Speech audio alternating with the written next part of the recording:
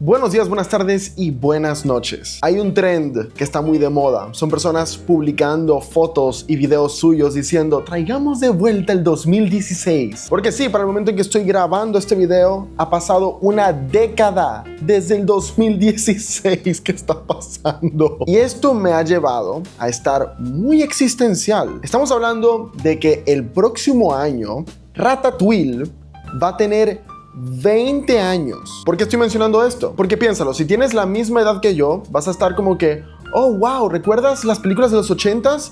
Eso fue 20 años atrás y vas a decir como que, wow, mira, una película de los 80s.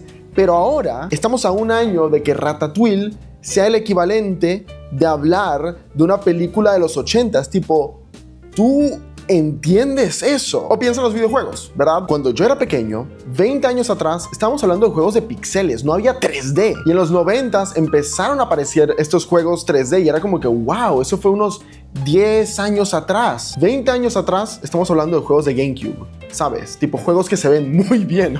No, pero voy a hablar de mi expertise, que vendría siendo la música electrónica. Y que conste, este video está muy inspirado en el video de Audio Eats, que habla sobre cómo era la escena de la música electrónica en el 2016. La única diferencia con mi video es que me voy a poner muy emocional, muy existencial además. Voy a hablar de algunas cosas que él no mencionó, voy a quitar otras que no me parecen importantes. Este es el remix, baby. Así que comencemos con una de las cosas más relevantes del 2016, y es que en aquel entonces tu objetivo como artista, como productor de música, era firmar en una gran disquera, porque esa era la única manera en la que te ibas a dar a conocer. Si lograbas entrar a Spinnin o Music of Freedom o Monster, Gato por Dios, finalmente te ibas a dar a conocer, ibas a tener una audiencia, ibas a empezar a tocar en clubs y festivales. Ahora en el 2026 ese no es el caso, no necesitas verdaderamente una disquera para salir a flote en la industria. Necesitas música funcional, decente, ni siquiera tiene que ser gloriosa o perfecta, tipo necesitas tener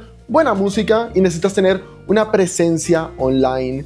Y sabes que súmale a eso una buena network y puedes llegar a lugares, pero no necesitas una disquera necesariamente en el 2026.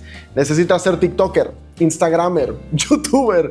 En aquel entonces tú publicabas algo en SoundCloud, en YouTube, y quizás llamabas la atención de una buena disquera. Pero ese es un gran cambio de los últimos 10 años para acá. Otro gran cambio del cual te vas a dar cuenta a medida que avanzamos con este video es que en aquel entonces había muchísima innovación en lo que vendría siendo música en general. Todavía teníamos grandes géneros como el big room, el progressive, el electro, incluso el dubstep, ya más orientado a lo que vendría siendo brostep. Pero aparte de todo eso, estaba empezando a entrar el trap de festival y estaban empezando a entrar géneros mucho más mainstream como el mumbatón, el future bass, incluso sonidos mucho más experimentales por parte de artistas como Flume con el álbum Skin. Y de nuevo, si lo comparas al 2026, hoy en día no se trata necesariamente de innovar, se trata más que nada de encontrar una manera de que las personas conecten con tu música. Tu canción puede ser extremadamente genérica, pero si la gente puede conectar con la letra o el concepto o la melodía que hiciste, pues eso termina siendo mucho más valioso hoy en día. En aquel entonces era quién puede traer algo nuevo a la mesa. Así de sencillo. Pero ahora sí, hablemos de cosas mucho más concretas del 2016. Creo que es más que obvio que el éxito de los Chainsmokers se debe a muchas de las cosas que hicieron y lanzaron en el 2016. Obviamente Closer, Don't Let Me Down, todo esto tras el éxito de su canción Selfie. Ellos empezaron a verse más como un meme, como un chiste en la industria y querían quitarse eso de encima.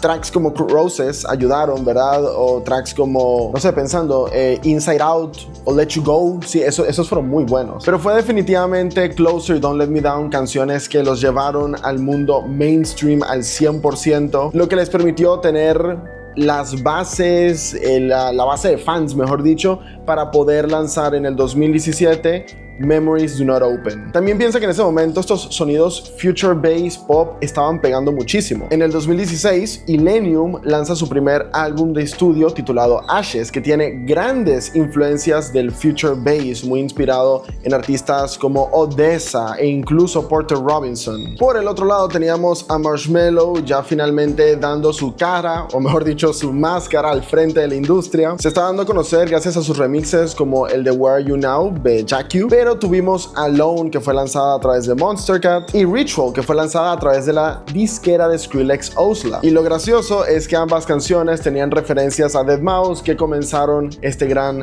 drama, esta enemistad se puede decir entre ambos. Y si me pongo a pensar en otros artistas dentro de lo que vendría siendo como este círculo del Future Bass, tendría que mencionar a Flume. Flume no solamente lanzó uno de los mejores álbumes de estudio del mundo, Skin, con el legendario track Never Be Like You, o Say It con Tough Low, este también fue increíble, sino que terminó consolidando lo que vendría siendo su sonido de ese momento en adelante. Antes Flume hacía de todo un poco, ¿verdad? Con estos toques Future Bass. De hecho, en ese momento ni siquiera se le llamaba Future Bass a lo que hacía Flume cuando él comenzó a lanzar tracks bajo este nombre. Y para cuando salió Skin, ya ni siquiera puedes decir que Skin era Future Bass, ¿verdad? Como que no podías llamar al álbum eso porque tenía mucho más allá de simplemente ser Future Bass orientado al pop. Pero sí, las cosas que hizo y que lanzó Flume en el 2016 fueron verdaderamente impactantes en la industria y terminaron volviéndolo uno de los mejores productores que conocemos al día de hoy. Y hablando de Future Bass, casi se me olvida, tuvimos In the Name of Love de Martin Garrix. Es una canción que marcó un punto muy importante de su carrera, indudablemente, pero eso también me recuerda a que ese fue el año en donde tuvimos formalmente Stamped Records, su propia disquera. Y tuvimos grandes tracks como Now That I Found You, Lions in the Wild, Oops, y culminamos el 2016 con su Extended Play 7. Así que sí, fue un año muy importante para Martin Garrix. También les recuerdo que en el 2016 fue el momento en donde Alan Walker empezó a agarrar muchísima popularidad. Ya teníamos Faded, pero súmale que lanzó tracks como Sing Me to Sleep, Routine, Alone, que oh, por Dios, eso se ha vuelto un absoluto meme. Y ahí es cuando te das cuenta de lo importante que fue el 2015 y el 2016 para este artista. Por cierto, ese año salieron un montón de álbumes importantes. Si te digo todos, no me creerías. Salió el tercer álbum de estudio de Justice titulado Woman. Un álbum muy importante porque daría pie a un proyecto que permitió que no solamente se llevaran un Grammy, sino que hicieran tour por todo el mundo, Woman Worldwide. Así que sí, el lanzamiento del tercer álbum, Woman, fue muy importante. Tuvimos Encore de D.A. Snake, lo que es probablemente su mejor álbum de estudio hasta la fecha, que tenía increíbles sencillos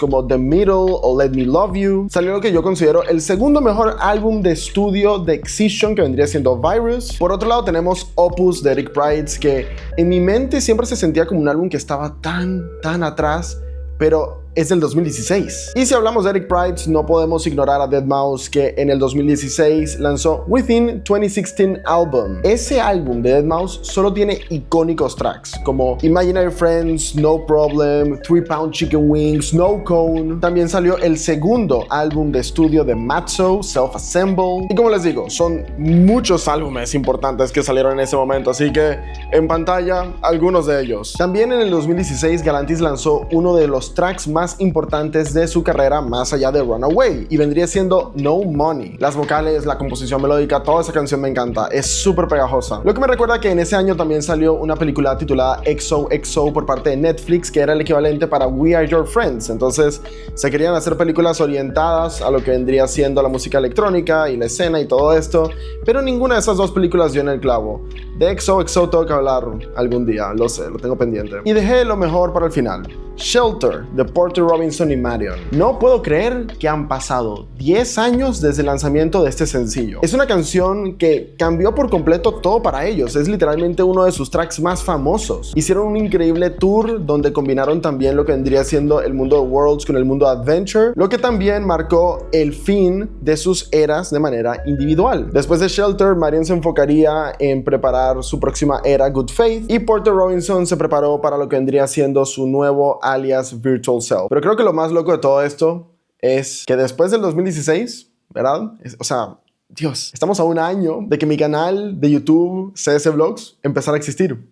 Así que el próximo año, si llego a hacer un video como este, puedo decir, hace 10 años arranqué CS Vlogs. Estoy muy existencial, lo siento mucho. De nuevo, no mencioné todo lo que sucedió en el 2016 porque sería simplemente un video muy abrumador, pero quería compartir con ustedes algunas de las cosas que pasaron unos 10 años atrás y para que te hagas también una idea de cómo era la escena en ese momento. Como sea, si se me olvidó algo o ustedes sienten que debí de haber tocado otro tema, díganmelo abajo en los comentarios, lo haré con gusto en otro video. Like, suscríbete, pegarle a la campanita para volverte un super sub. Muchísimas gracias, miembros del canal YouTube, por permitir que videos como estos se hagan realidad y nos veremos en la próxima. Goodbye.